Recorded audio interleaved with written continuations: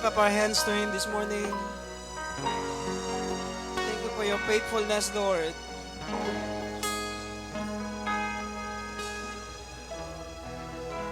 You know, the Bible says, do not call to mind the former things or ponder things of the past. Behold, I will do something new. Now it will spring forth. Will you not be aware of it? I will even make a roadway in the wilderness, rivers in the desert. Tell you, God will make way for us. I said, God will make way for us. Behold, the former things have come to pass. Now I declare new things. Before spring forth, I proclaim them to you. So I tell you, God will do new things in our life. I said, God will do new things in our life. Even the things that you that that that you don't expect suddenly will come to pass in our life. And I see in my spirit that God will God will surprise you with so many good things in your life. I said God will surprise you with so many good things in your life. You see the word surprise. Things that's why the Bible says no eyes has seen, no ear has heard what the Lord God prepared for those who love Him. Even the mind that, that cannot conceive suddenly will appear. You know, the Bible says in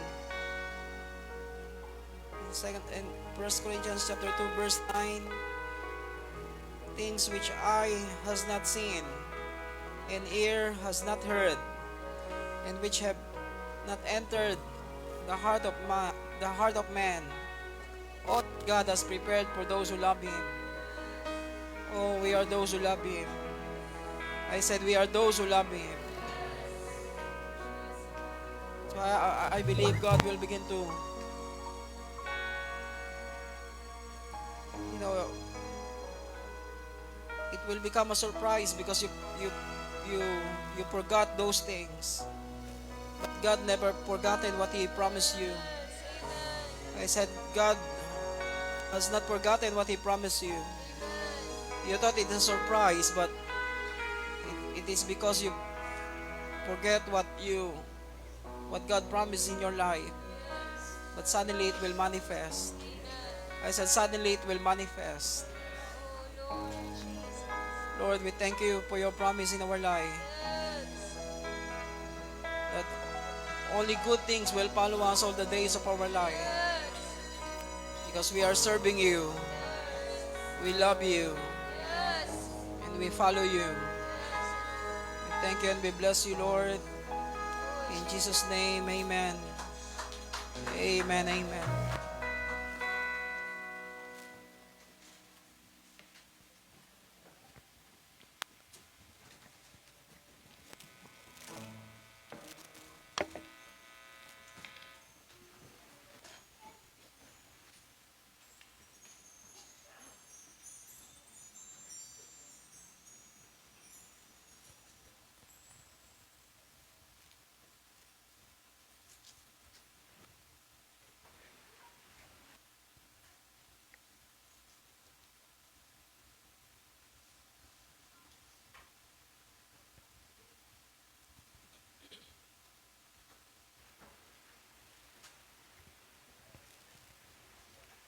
Okay, open our Bible in Matthew 16.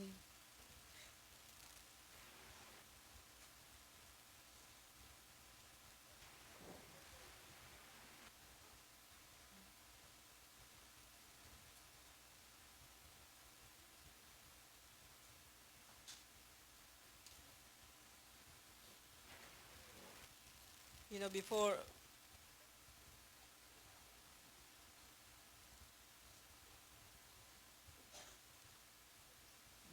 difficult times will comes, we must be prepared. I said we must build the church strong so that when difficult times comes, We we know how to fight toe to toe with the enemy. Amen. Matthew 16, verse 13. Now when Jesus came into the district of Caesarea Philippi, he was asking his disciple, "Who do people say that the Son of Man is?" They and they say and they said, "Some say John the Baptist, and others Elijah, but still others Jeremiah or one of the prophets." He said to them, "But who do you say that I am?" Simon Peter answered, "You are the Christ, the Son of the living God." We are strong not because of what we know. I said we are strong not because of what we know. We are strong because we are connected to the flow of revelation of what the Father is saying about the Son. That's why our strength is not in what we know. Our strength is in our connection with Him. I said our strength is in our connection with Him. Amen. So our strength did not comes from information, but on our connection, but on our connection with God. Amen. As long as we are connected to Him, we can build our lives strong. I said as long as we are connected to Him, we can build our lives strong. We can build the church strong. I said we can build the church strong. Why? Because we are connected to Him. Amen. He is our strong foundation. Do you believe He is our strong foundation? He is our solid rock that cannot be shaken and that cannot be destroyed. That's why the Bible says, But who do you say that I am? Simon Peter answered, You are the Christ, the Son of the living God. And Jesus said to him, Blessed are you, Simon Bar-Jonah, because flesh and blood did not reveal this to you, but my Father who is in heaven. We can have so many information, but if we are not connected, then it's useless. Hello. So many people know so many things. Like what happened to our country today. During the last election, people look like when they post something into the social media, they look so intelligent. Hello. Talagang wala mo matatalino. Hello. They put all kinds of uh, articles there about the president they like, about the politician they like. Now everything they post now, they don't know how to withdraw. The only thing they can only say is apologize. No, we cannot rely on information. I said we cannot rely on information because information can be true, half truth, but not the whole truth. Only God can lead us into all truth. Amen. The Holy Spirit is the one that will lead us into all truth. That's why what happened in our nation is, it's because of people who think they know everything. They publicize things that is not true, so that somebody will look like intelligent and the one that will save us, save our nation. But I tell you, whatever happened in our life, still God's promise will come to pass. Amen. Because our destiny is not on the hands of any man. Our destiny is in the hands of God. Amen. That's why I don't believe so much of the things that we have seen in the news or in the social media, because you can easily be deceived. Amen. Like these disciples, Jesus asked them, who they said they said to his disciple, "Who do people say that the Son of Man is?" Sino ako, sabi nila? Sabi nila, ikaw daw si Maharlika ng Pilipinas. They can say all kinds of things so somebody will look somebody too. Hello, they use one another for their own gain. But we cannot live that way anymore. I said we cannot live that way anymore. We must know the truth. I said we must know the truth because the truth will set us free. I said the truth will set us free. Don't listen to every man's word and every man's information that every information that comes from man. We must know how to to receive to receive from God, receive from our spirit, because it is the Holy Spirit that will lead us into all truth. Amen. So I tell you, our strength is not in what we know. Our strength is in our connection. Open your Bible in 2 Kings chapter 2. Look at these two two types of people in 2 King chapter 2. Elijah knew, and the sons of the prophets also knew what will take place in that particular time. And yet they have different response, because it's not what you know. It's what you it's how connected you are. I said how strongly connected you are. You know, so many people, they know so many things, but they are not connected to what they know. I said they are not connected to the things that they know. 2 Kings chapter 2. Now it came about when the Lord was about to take up Elijah by a whirlwind to heaven, that Elijah went with Elisha from Gilgal. Elijah said to Elisha, "Stay here, for the Lord has sent me as far as Bethel." But Elisha said, "As the Lord lives, and as you yourself live, I will not leave you." So they went down to Bethel. Then the sons of the prophets who were of Bethel came out to Elisha and said to him, "Do you know that the Lord will take away your master from over you today?" And he said, "Yes, I know. Be still." You know, these two company of people, do you know the whole story? Amen. You don't need to read the whole story, because I hope you know. Amen. Look at these two types of people. Both of them, they know, but only Elijah is connected to what he knew. Amen. Amen. This is very important, because we can know so much and yet we do little. To the things that we know, we must do something to what we know.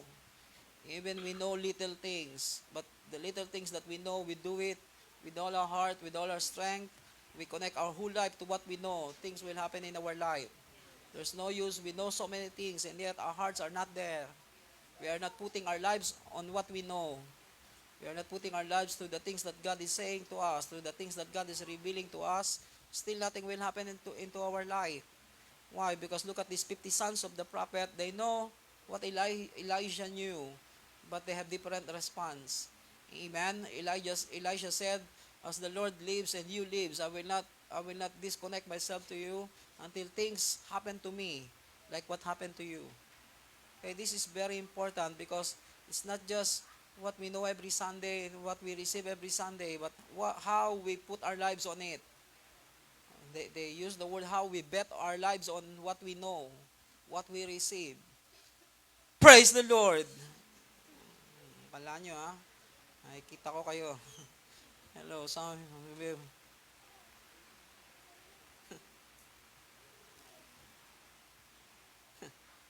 Hello. Ay, mahuli ko kayo from time to time. I will.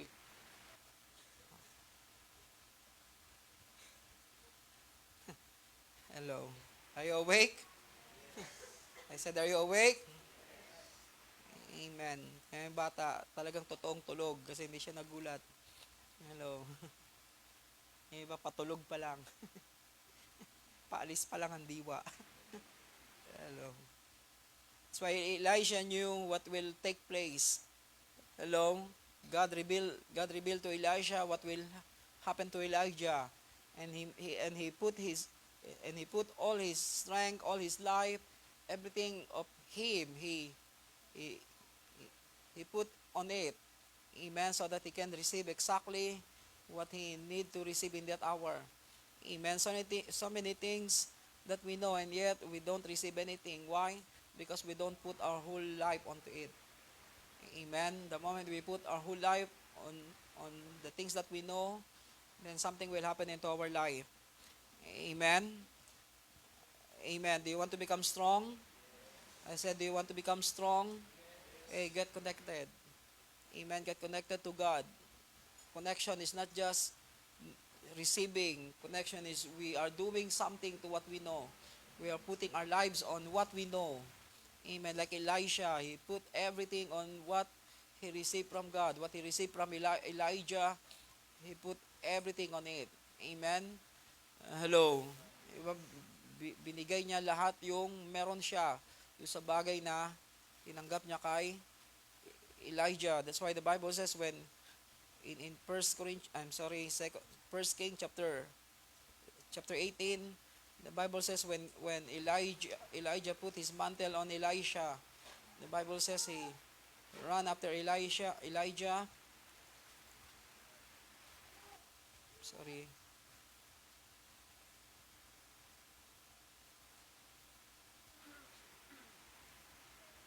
sorry, not 18, first King chapter, sorry.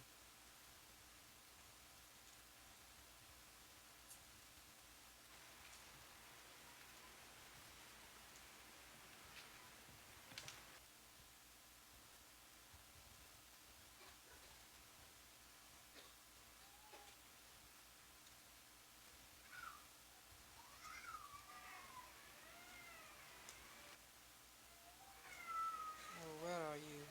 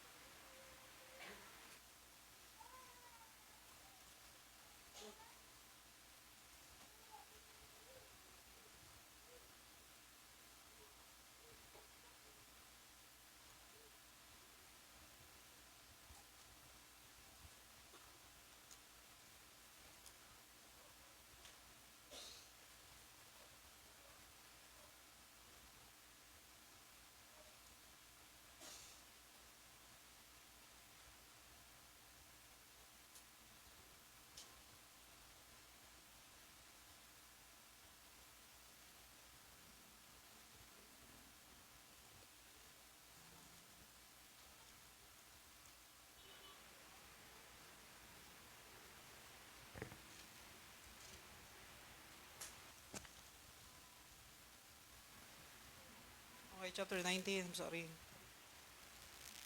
I'm looking for the title. There's no title.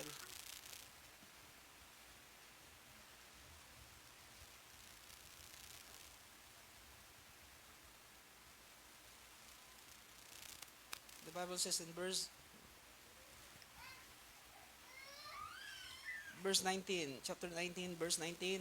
So he departed from there and found Elisha the son of Shaphat while he was plowing the 12 pairs of oxen before him, and he with the 12. And Elijah passed over to him and threw his mantle on him. He left the oxen and ran after Elijah and said, Please let me kiss my father and my mother, then I will follow you. And he said to him, Go back again, for what have I done to you?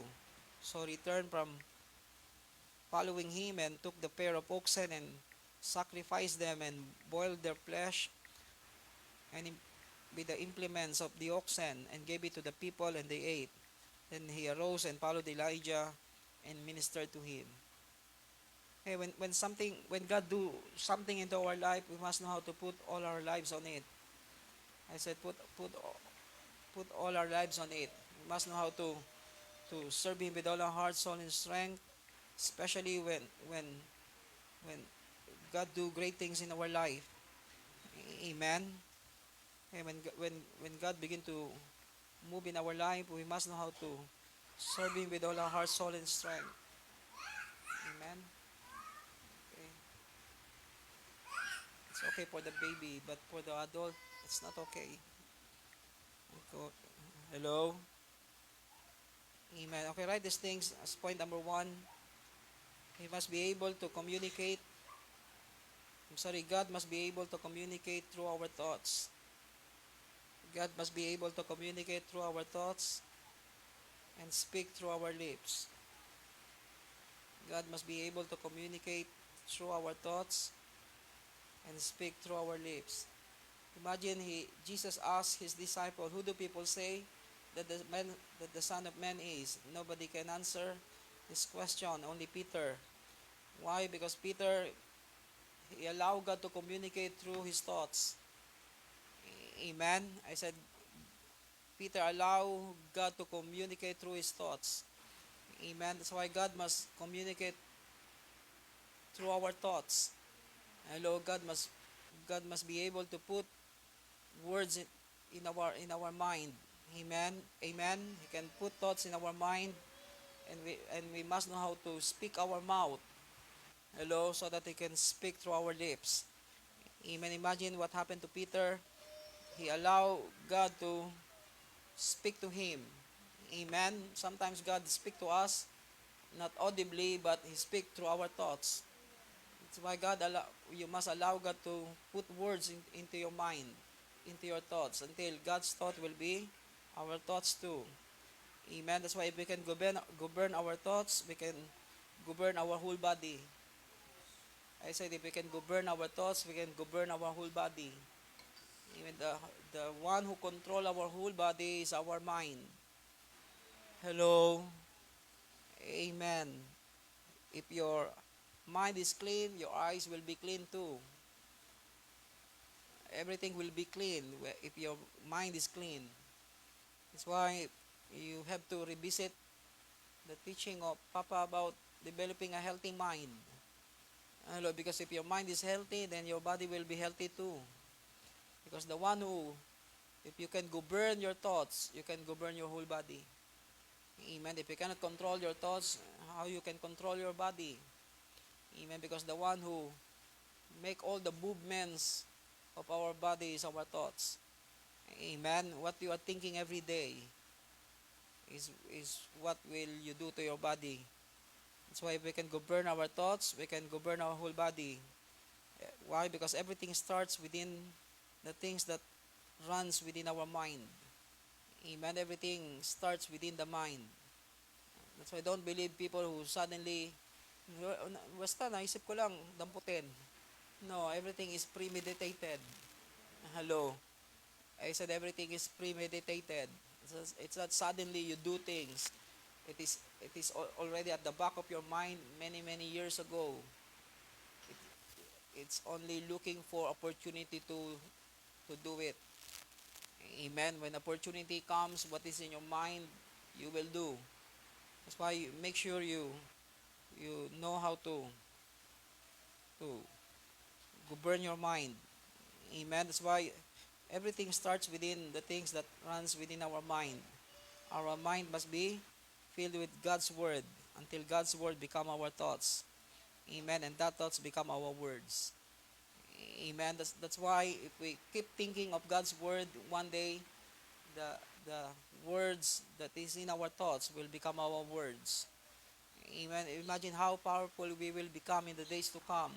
That we can speak what God is saying, because that is the thing that runs within our mind. I said that is the thing that runs within our mind. Everything in our mind is about God's word. The thoughts that in our mind, it is the word of God. Open your Bible in Joshua chapter 1, verse 8. God said to Joshua, make sure you meditate the word day and night. You will not depart from it.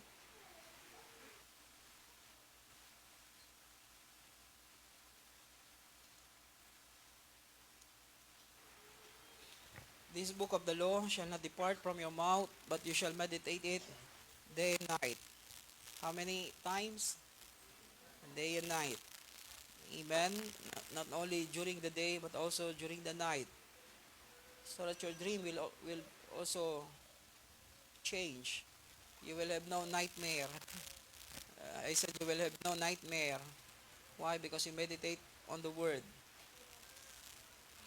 Sabi ni Mami kagabi, naginip ka na naman, haba-haba na naman ng mga sinasabi mo. You know, I'm fighting with the devil. Hello, because I see some devils running around and possessing people.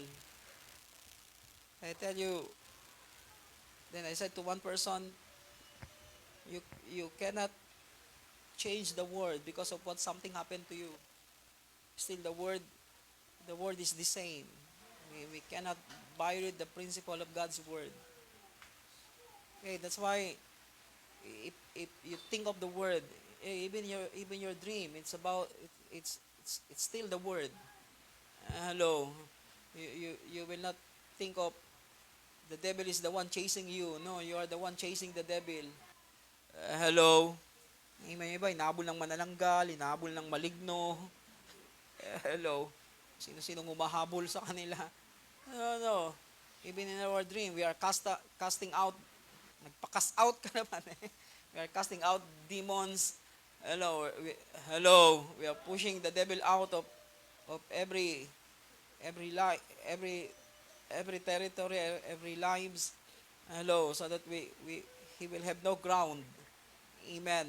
I said he will have no ground.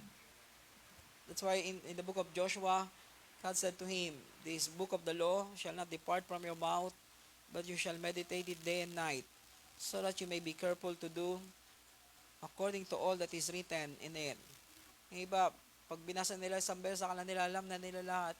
You know, that's why the first test is the eye test. Because if you cannot see it clearly, you cannot do it properly. Diba, pag nag-apply kayo, the first test is the eye test. Hello, that's the important test. Because if you cannot see it clearly, you will not do it properly. Amen. Yung iba, green. Ang tingin sa green, blue. Hello. That's why if you cannot pass the color test, you cannot be hired. Hello, yung blue pala, yun yung sumasabog. Boom!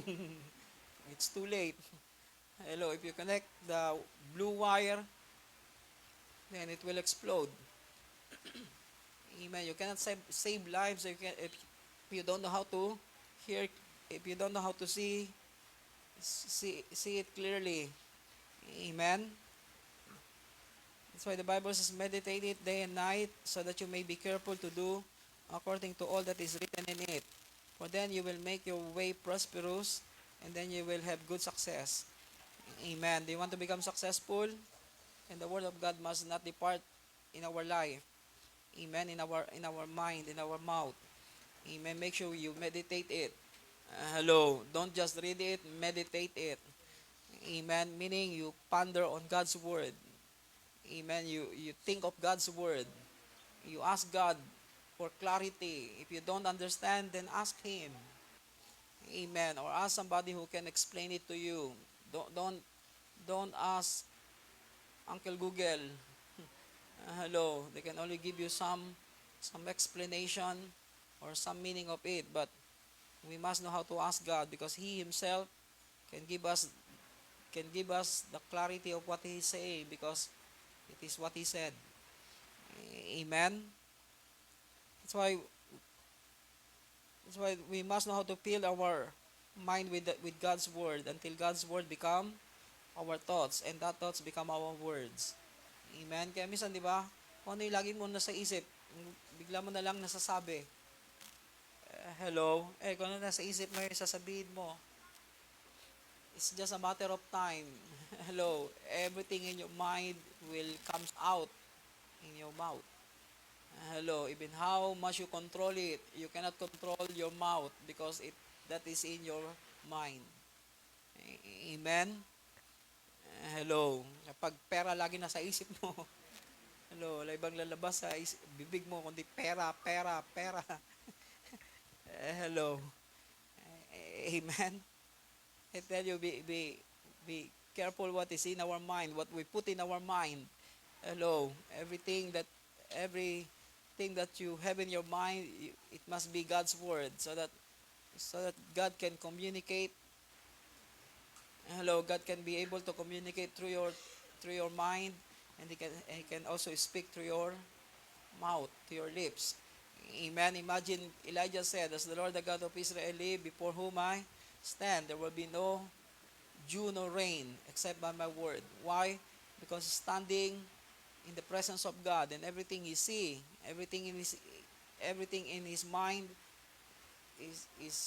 are the things that he see in the presence of God. Amen. Hello. Are you okay? Amen. That's why we must practice these things in our life. One day when God put thoughts in your mind, you must know how to speak it. Amen. You don't know how your spirit will begin to become excited, because God wants to communicate to us. I said God wants to communicate to us. Not just He wants to communicate to us, but He also wants us to speak like the way He speak. How we can speak God's word if it is not on our thoughts? Paano natin masasalita yung salita ng Diyos kung wala yung salita ng Diyos sa isip natin? Amen? We say God's word must be in our heart. Heart is the area of your soul. Hello. When we talk about heart, it's not heart is different from the mind. Hello. So what is in your mouth, what is in your mind will goes down deep into your heart. What is in your heart is what will your mouth will speak. Hello. Amen. That's why fill your mind with God's word. Amen. So that your emotion, everything in our life will be saturated with God's word. Then your mouth can easily speak what God is speaking because your heart is already saturated with God's word. Praise the Lord. Can you stand for a while? Some of you are already fighting not with the devil. Hello, sa antok na meron kayo. Ano oras ba kayo natulog? Hello, yung iba alas 3, alas 4. Hello. Amen. Baka alam mo, kumadrona. Gising 24 hours. Ano ba kayo? Lying in ba kayo? Iba,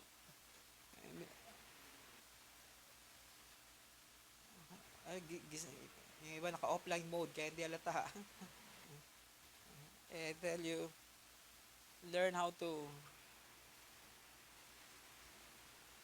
if your work is not on the night, then sleep. Hello, kung di kayo panggabi, matulog kayo. Hello. Hello. Sleepless night. Okay, pwede na tayong po.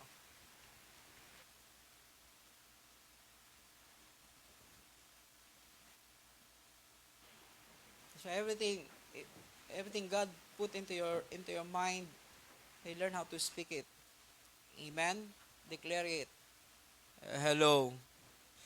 Imagine if God speak to you and you don't want to speak it, and nothing will happen. That's why when Peter received thoughts within his mind about who our Lord Jesus Christ is, then immediately he confessed what he received. Amen. You are the Christ, the Son of the living God. And Jesus said, "Blessed are you." We are blessed when we don't confine God's word. Amen. Don't confine God's word in your mouth. You must know how to release it. Do you want to be blessed?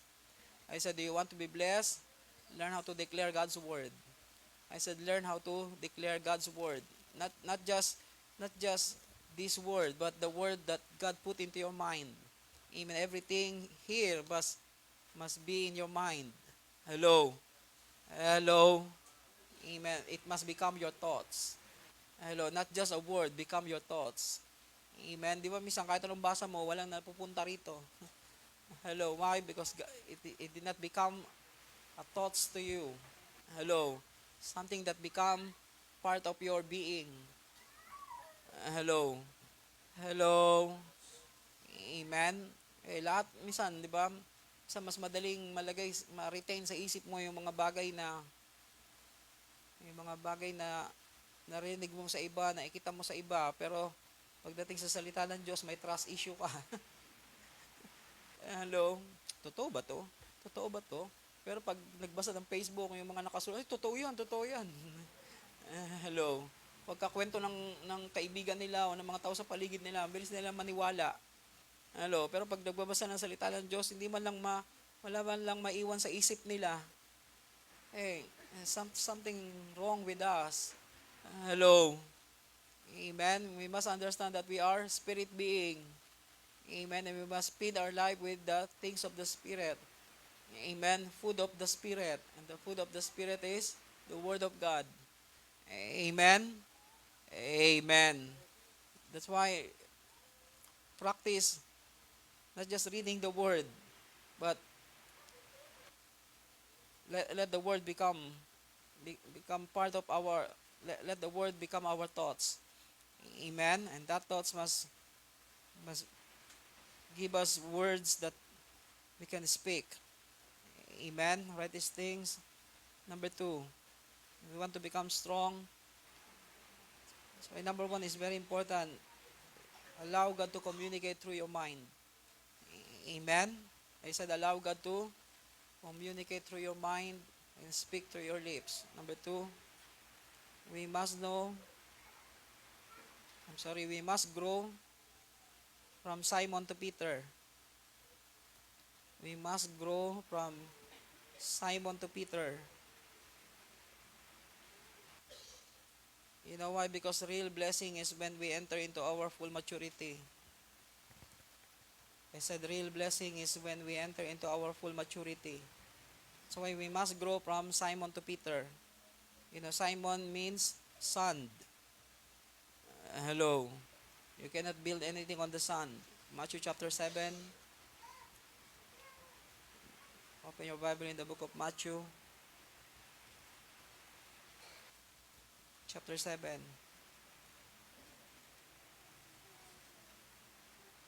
In verse 24. Therefore everyone who hears these words of mine and acts on them may be compared to a wise man who built his house on the rock. The rain fell and floods came, and the winds blew and slammed against that house, and yet it did not fall, for it had been founded on the rock.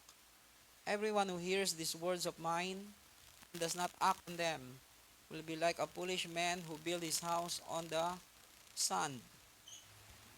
The rain fell and the floods came, and the winds blew and slammed against that house, and it fell, and great was its fall. When Jesus had finished this word, the crowds were amazed at his teaching, for he was teaching them as one having authority, not as their scribe. Amen. So we must not hear, we must do. I said we must not hear, we must do. Amen. You know the problem with so many people, they are good hearers, but they are full, but they are poor followers of God's word. Amen. They keep hearing, but never come into understanding. Hey, we must act on what we know. I said we must act on what we know. That's why we must grow from Simon to Peter. That's why Jesus said to Peter, "Blessed are you, Simon Barjona, for flesh and blood did not reveal this to you, but I say to you, you are Peter." Amen. That's why we must grow. Tell your neighbor you must grow. We must grow.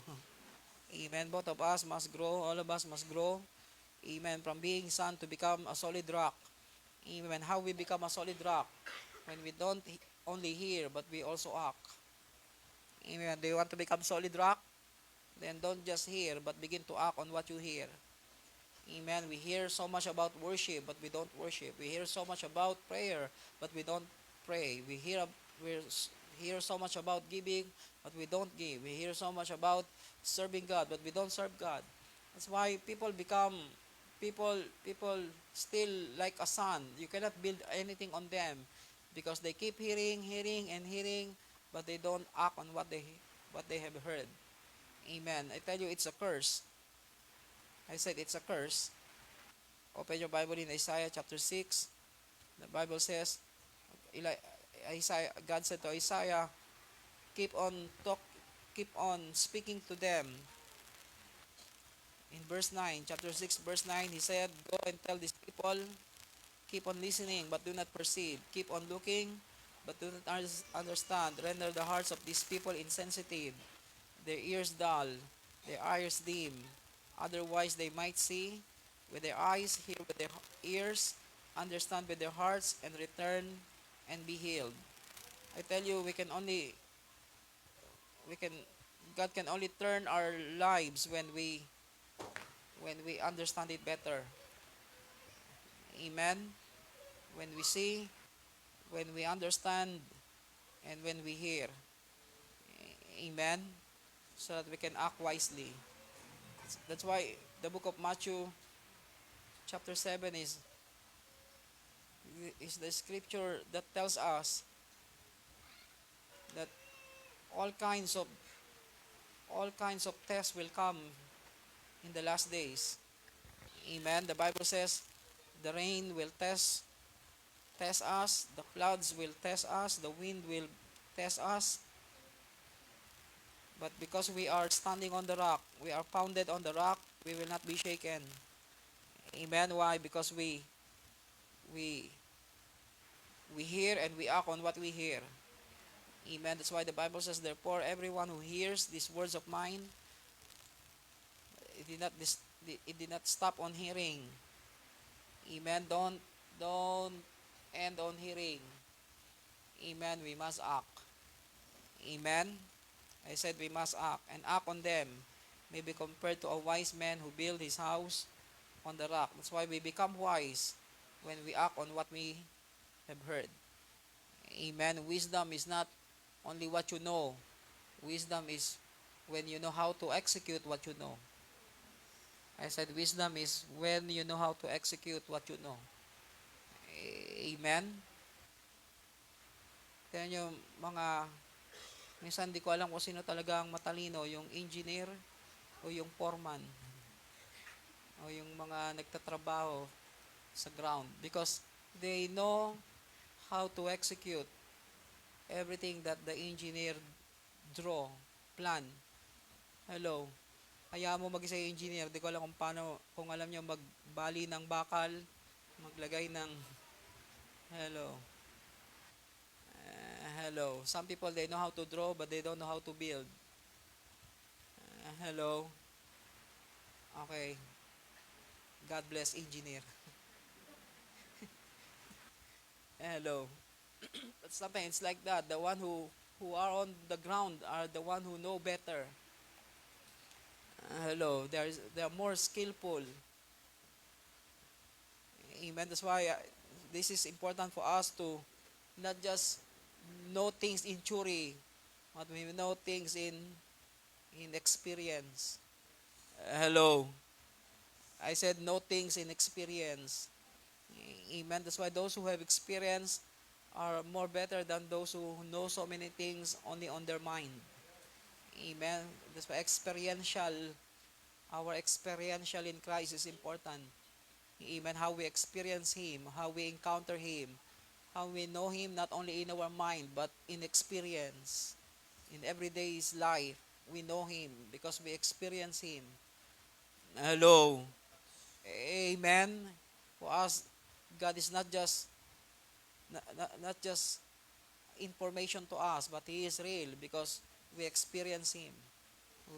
I said because we experience Him. Amen. How we can experience God if we don't act on what He say? Amen. Do you want to experience God? Hey, act on what He say. Then we build our lives on the rock. Amen. Because in the last days, all kinds of disaster will come into the earth. Hello. I said all kinds of disaster will come into the earth. Amen. There will be earthquake, there will be flood, there will be heavy rain, there will be all kinds of landslide everywhere. But you know, our lives must be built on the rock. Amen. And that rock is what we hear, and we act on what we hear. Amen. That's why don't just listen, learn how to act. I begin to ask God, Lord, what will I do to what I have heard? Hello. How can I execute it in my life? Amen. You know, the problem is when we become part of this generation, like what God is saying in the book of Isaiah. God said to Isaiah, keep on talking with them, keep speaking to them, but they will not understand what you are saying, because I, I make their eyes blind and make their ears dull, because the moment they see and hear and understand, they will be healed. Imagine God is the one not allowing you to be changed. Hello. Hello. But we are not part of this generation. Amen. I said we are not part of this generation. That's why real blessing is when we enter into our full maturity. Amen. Imagine Peter. Amen. He is Simon, then he become Peter. Why? Because He allowed God to communicate through his thoughts, and he allowed God to speak through his lips. Amen. That's why we are blessed when we when we grow into our full maturity. Number three, we must know when to speak and when not to speak. We must know when to speak and when not to speak. Jesus said to the disciples after he revealed himself that he is the Christ, he said to them, do not tell tell no one. Amen. Jesus said, tell no one.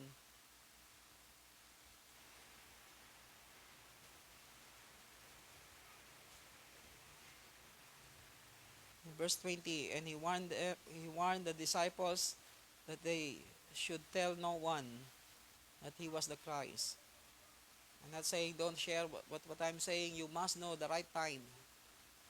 Amen. Why? Because spiritual timing is the key for revival. Sometimes you keep talking, but what we are saying, we don't know. Hello? Kasi yung problema ng maraming tao, they speak things that they themselves, they don't know.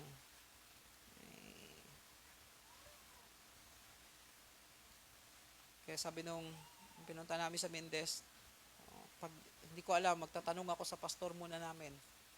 Hello? Amen. That is good attitude. Because sometimes we assume, we know. Kaya doon tayo natatrap.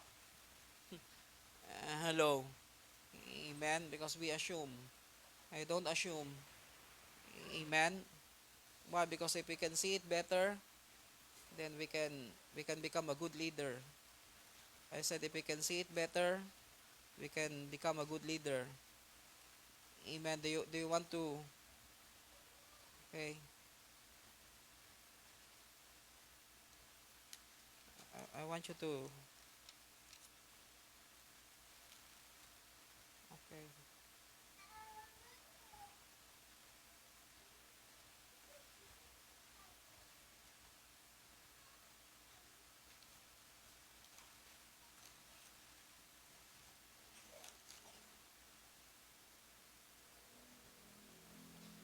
That's why the first test is how we see things around us. Open your Bible in Jeremiah. If God asks you that because He wants you to know something,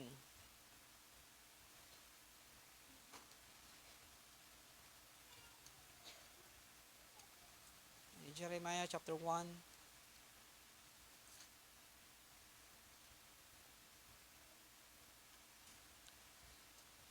verse 11, the word of the Lord came to me saying, what do you see, Jeremiah? And he said, I see a rod of an almond tree. That's why the first test is what we see. Amen. We must see. Tell your neighbor, you must see. Amen. You must see clearly what God is showing you. Because if you cannot see it, that's why even God said to Abraham, look look eastward, northward, southward, and westward. Because everything you see, I will give it to you. Amen. Only the things that we see will become part of our inheritance. Amen. It will become part of God's promise in our life.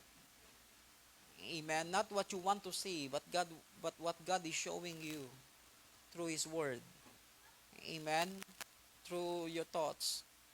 Amen.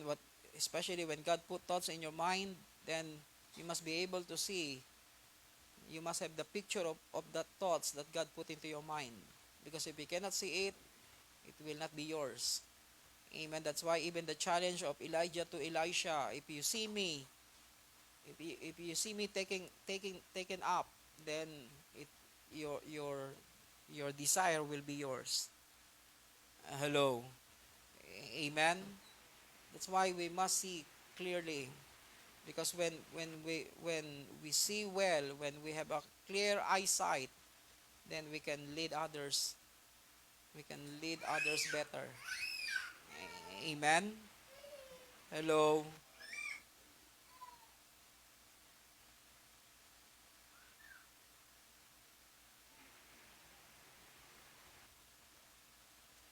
Okay, let's go back to Jeremiah. The word of the Lord came to me saying, "What do you see?" I said, I see a rod of an almond tree. Then the Lord said to me, you have seen well, for I am watching over my word to perform it. Amen. That's why we every time God is showing us something, hey, if you don't know, ask God. I said, if you don't know, ask God. In the book of Daniel, hey, don't assume. Daniel, okay, iba, hindi naman nagbabasa ng Bible. It's okay.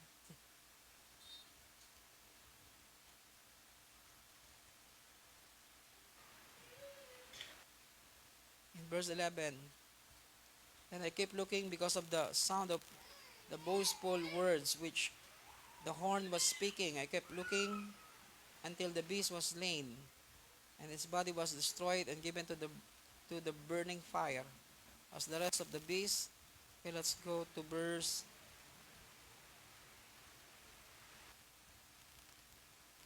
15. As for me, Daniel, my spirit was distressed within me, and the vision in my mind kept alarming me. I approached one of those who were standing by and began asking him the exact meaning of all this. So he told me and made known to me the interpretation of these things.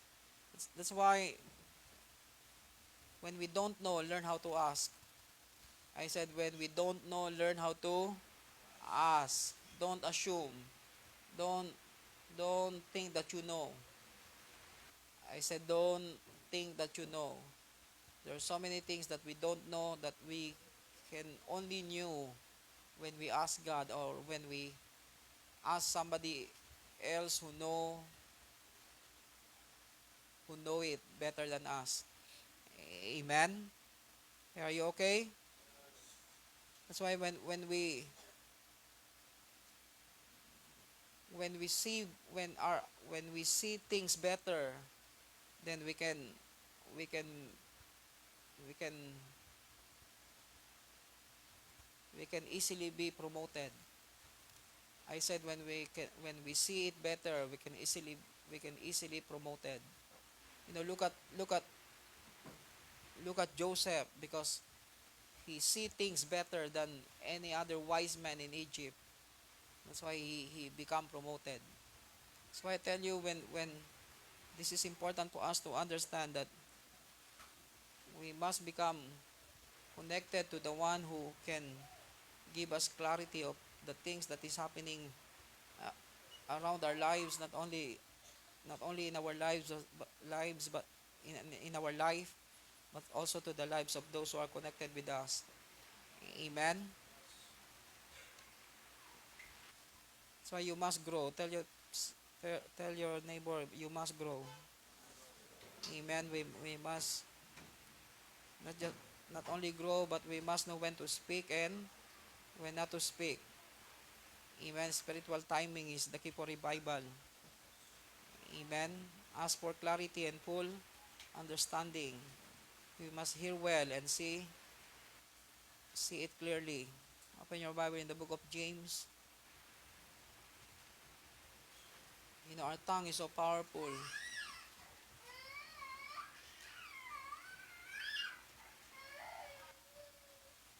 This is not the favorite of those who are marites.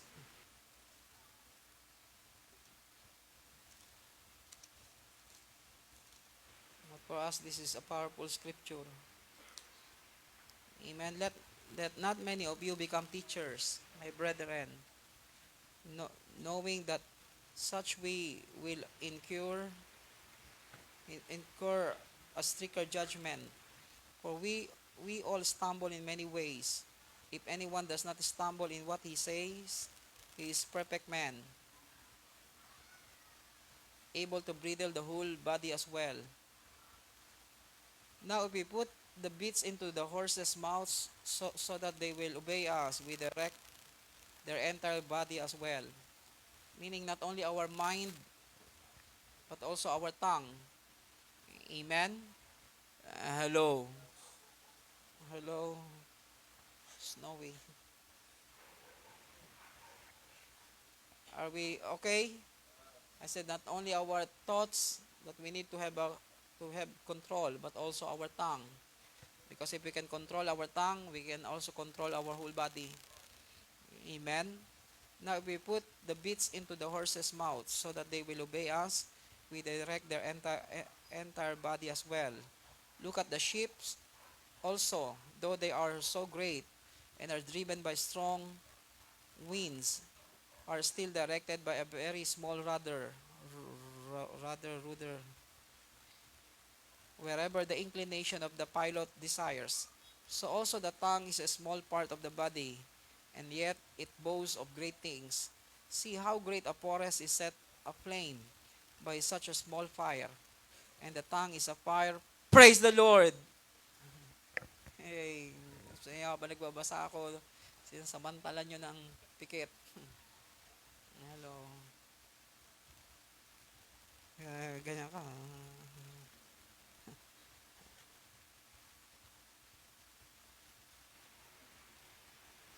The tongue is a fire, the very world of iniquity. The tongue is set among us as that which defiles the entire body and sets on fire the course of our life. And it set on fire, sorry, it, and is set on fire by hell. For every species of beasts and birds, of reptiles, creatures of the sea is tamed. Eh, hindi na bago yung pati dolphin ay napapasunod kahit nung panahon pa nila Pablo nagagawa na nila yon. Hello. Okay, you don't believe. Okay, it's in the Bible before we have seen it now.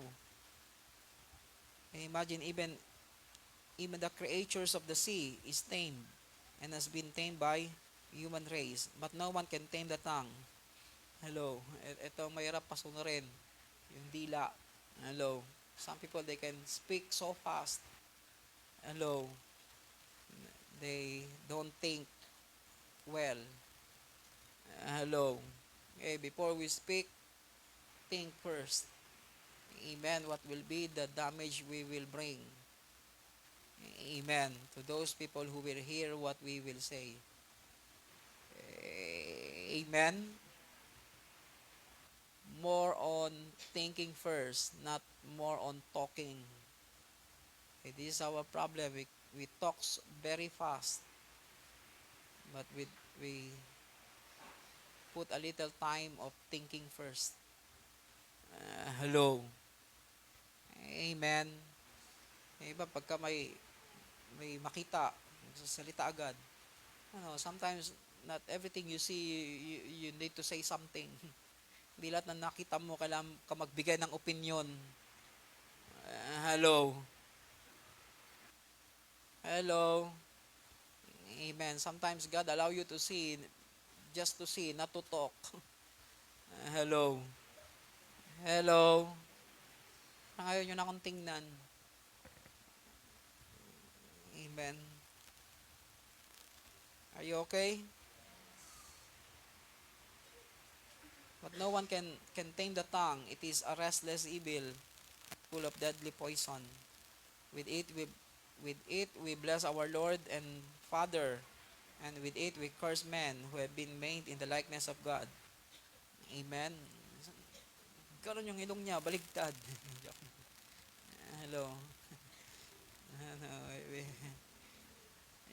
Sometimes we are good on we are good on saying all kinds of things.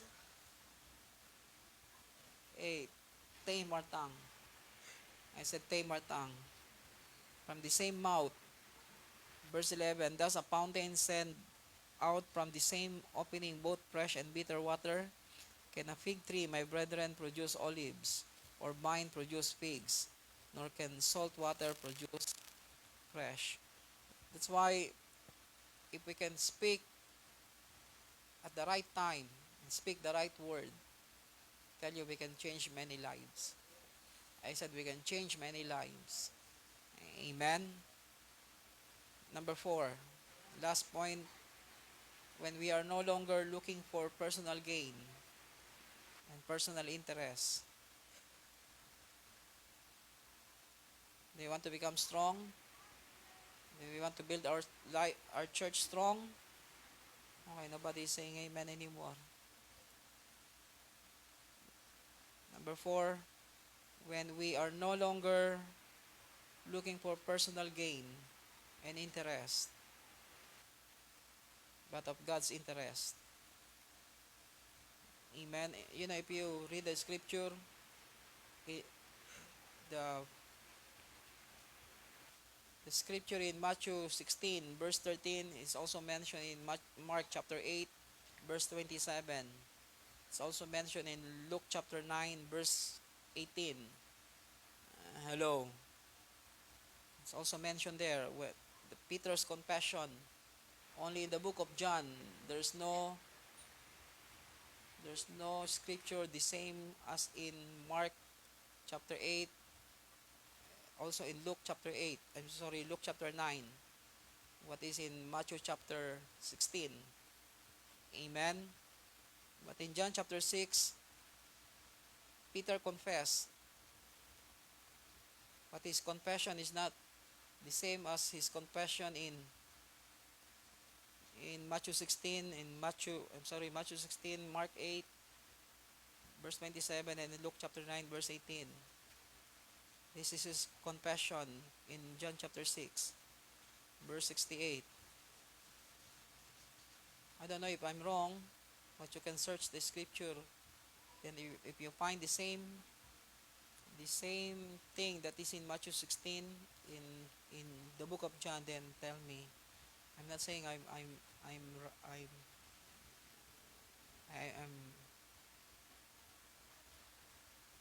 I'm not saying this is the only thing. In verse 68, Simon Peter answered him, Lord, to whom shall we go?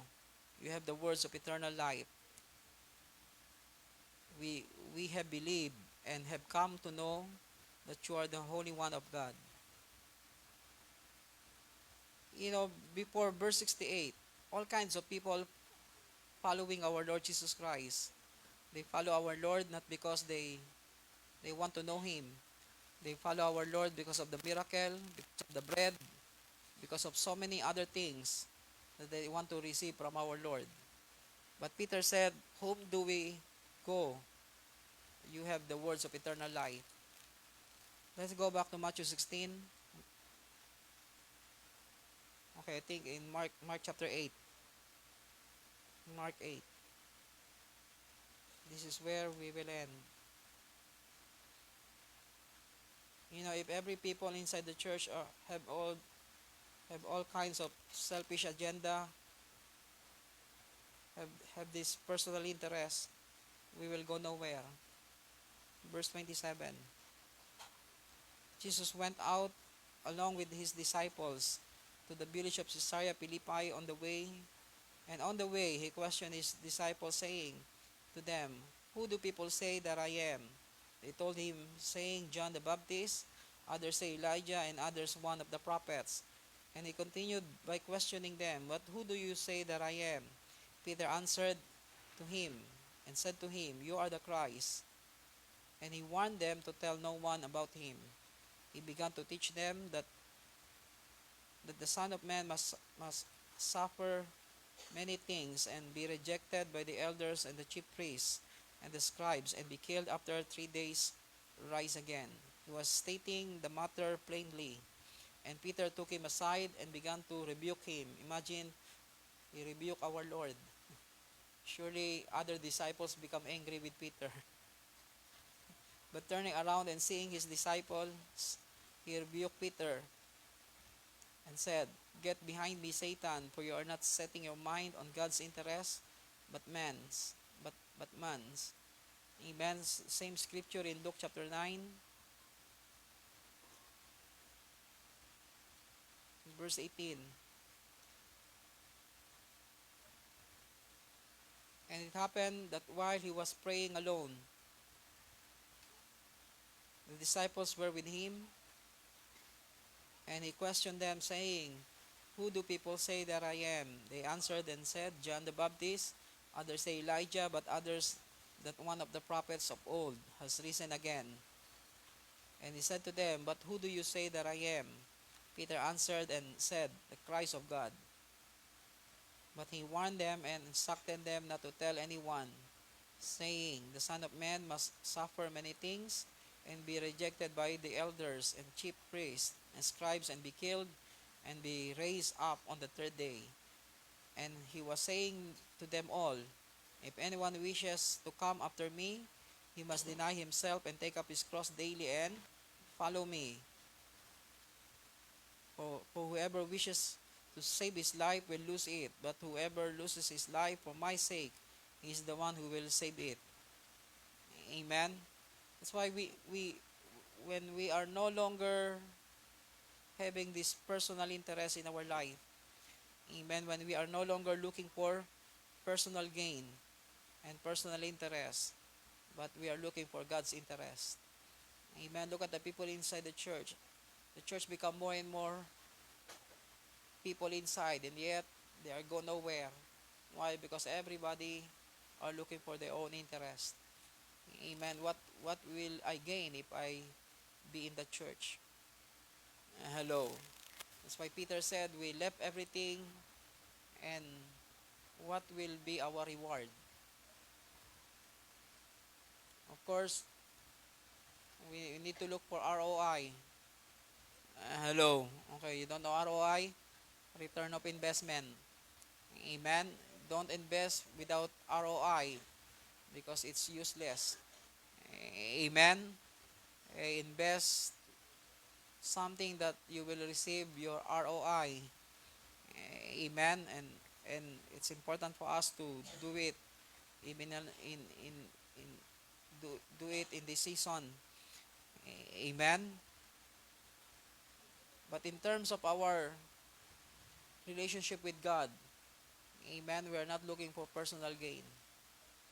Get thee behind me, because you're only looking for what you will gain, but not the interest of God.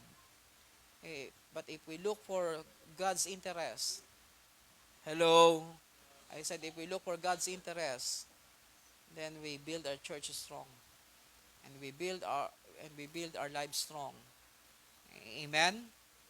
What He wants to happen in our life, what He wants to happen in the church, what He wants to happen in everything we have, then we make our lives strong, because it's no longer about us, it's about Him. Amen. Build our lives on God's interest, not on our personal gain. Everything we gain can be lost, can be destroyed anytime. But what we gain from Him, hello, cannot be destroyed. Amen. Let's all stand this afternoon. It's already afternoon. Okay. 10 minutes more before afternoon. Let's have our communion this afternoon. This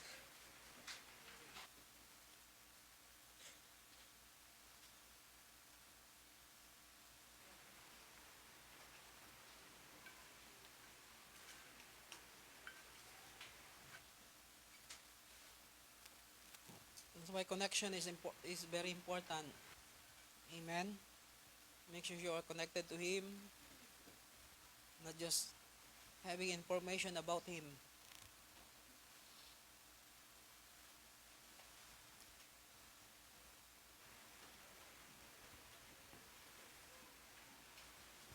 Allow God to communicate through your thoughts.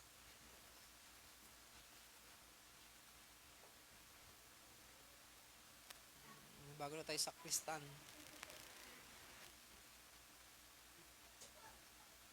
Salamat po sa Kristan James. Amen. Kulang na lang ay puting ano.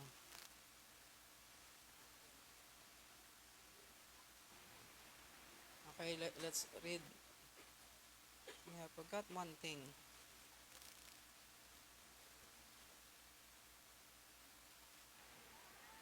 I said to the music team, to the worship team, Sing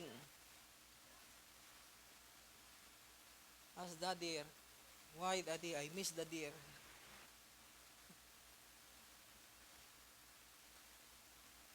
I say that it's not a joke.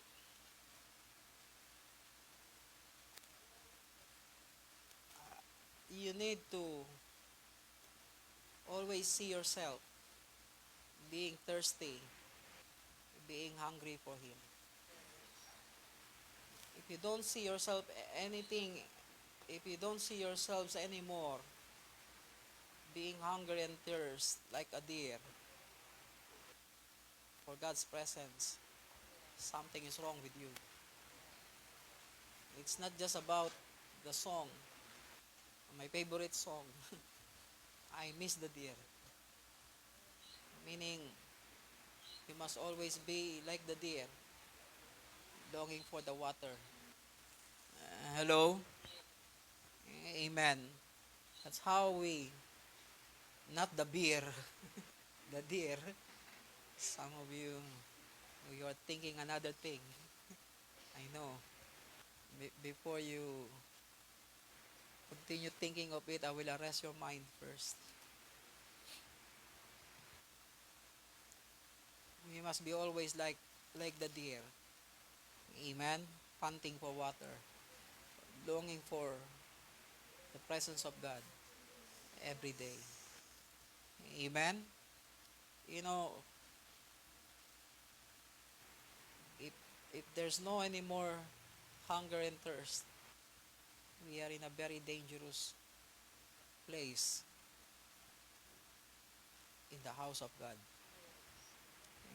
Amen. That's why I thank God for you. You always desire to be to be in the presence of God, worshiping Him, longing for more of Him. That's why don't just sing and sing and sing. Make sure you you miss the deer. Amen. Meaning you want to be a person who are always hunger and thirst for God's presence in your life. Okay, let's go. First Corinthians chapter 11.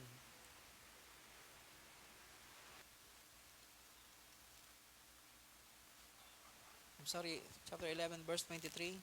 For I received from the Lord that which I also delivered to you, that the Lord Jesus in the night in which He was betrayed took bread.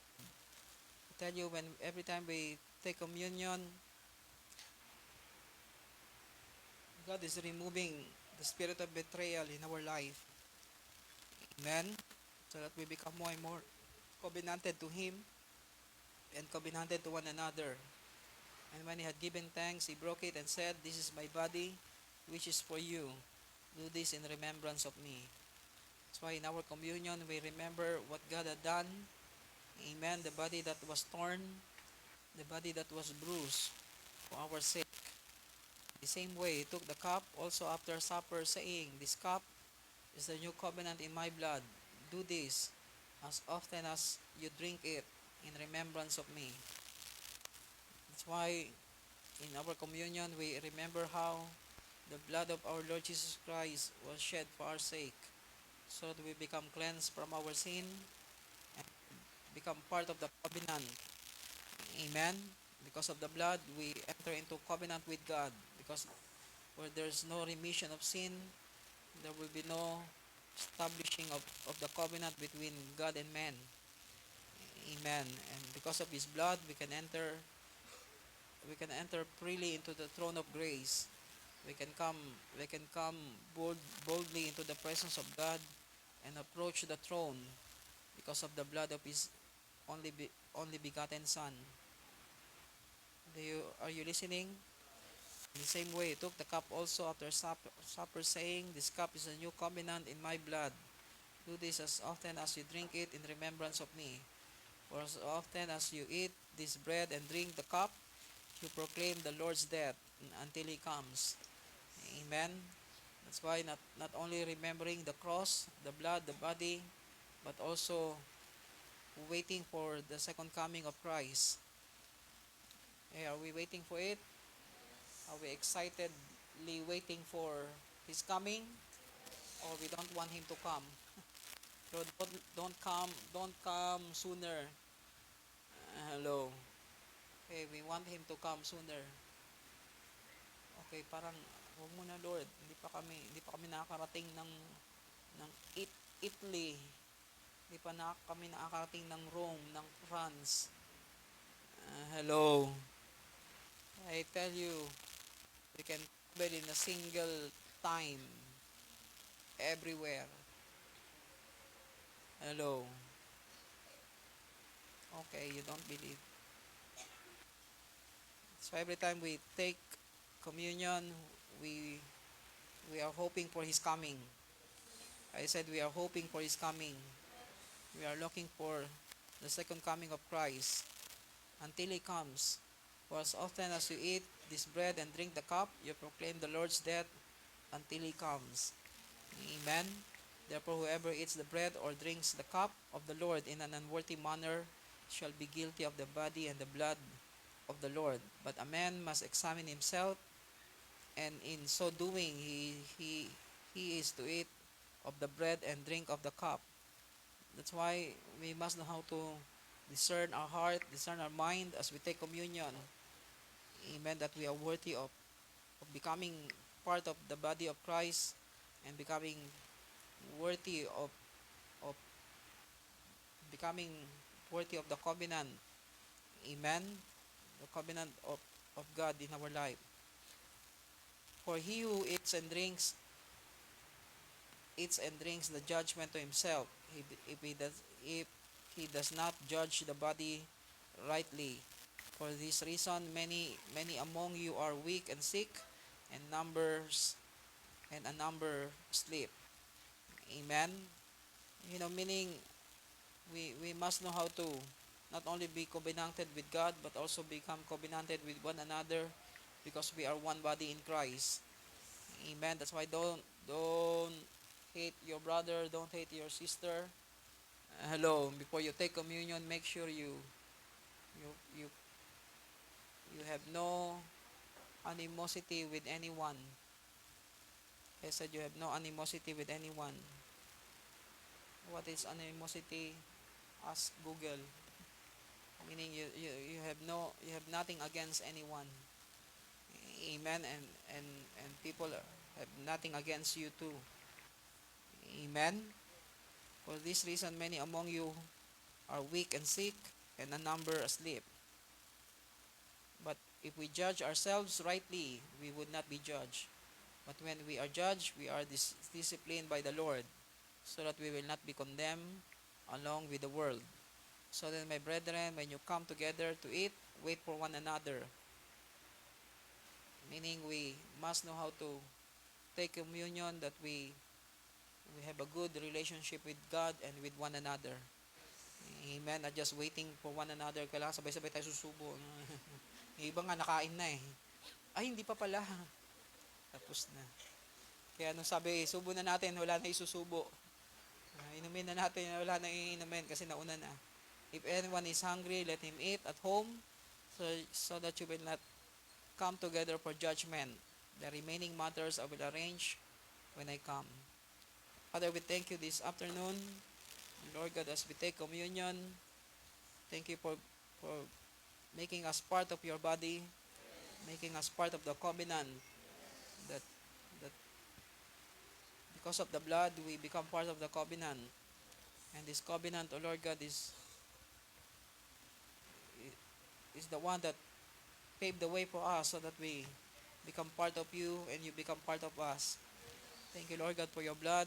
Thank you for your body that was bruised and torn on the cross for our sake, so that we can be healed from all our sickness and disease, so that we can rise up from weakness into strength, so that we can rise up from glory to glory. Thank you, Lord God, that because of your body and your blood, we have all the provision to rise. We have all the provision to become like you, and to become part of you. Thank you, Lord. Let this bread and wine bring healing, bring miracle, bring bring bring order to every relationship we have. Oh Lord God, I pray, oh Lord God, that every time we take communion, something will happen in our heart, in our spirit, that we become more and more connected to you and connected to one another. I pray, O Lord God, that this communion, Lord God, this communion will bring us into a place of closeness and closeness to your presence, that, that we will never be the same, that your body will, the cross will become so real, and our relationship with you, the goodness of God will we always remember how good how good and kind you are to us, that you died for our sake, that even when we are your enemies, you died for us, even we are not doing anything good for you, and yet you died for us, you choose to die for us. Thank you, Lord. What a God we have. Oh, what a God we have, that while we were weak, he died for us. While we were his enemies, we died for us. Oh Lord, how much more that we are now part of the covenant, how much more will he not give to us all good things? How much more will he not give to us great great and mighty things? Oh Lord, we thank you. Bless this wine, bless this bread. In Jesus' name, amen.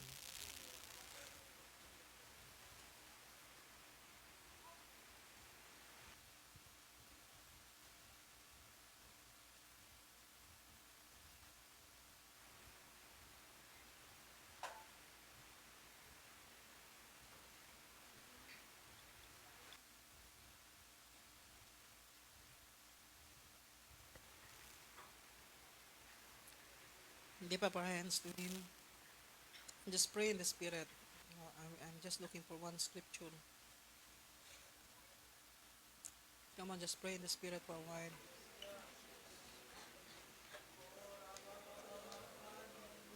Hallelujah, Lord. Oh, rialalala mashande. Yes, Lord.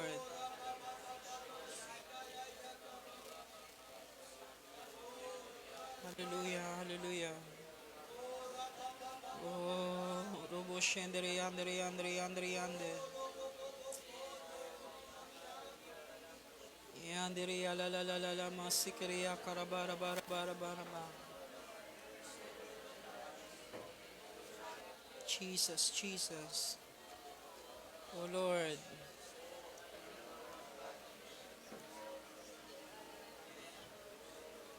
Oh Jesus, we worship you. We worship you. Hallelujah, hallelujah.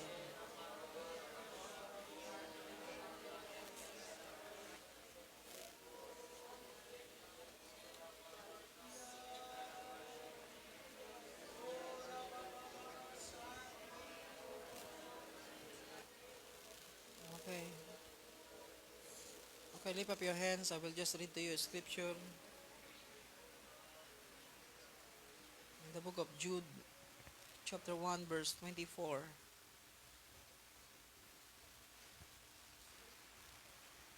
Now to him who is able to keep you from stumbling and to make you stand in the presence of his glory, blameless with great joy, the only God, our Savior, through Jesus Christ our Lord, be glory, majesty, dominion, and authority before all time, and now and forever. Amen. Thank you, Lord God, for blessing your people. You keep us from all,